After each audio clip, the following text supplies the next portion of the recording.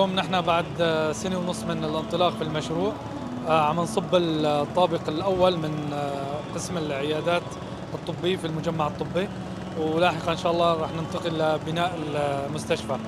طبعا بمبادرات أهل الخير والمشاركة المجتمعية للأهالي في المناطق المحررة والمغتربين، قطعنا شوط حوالي 35% من المشروع اللي راح يخدم حوالي 250,000 نسمين في المنطقة المحيطة، بالإضافة إلى كافة المناطق المحررة إن شاء الله.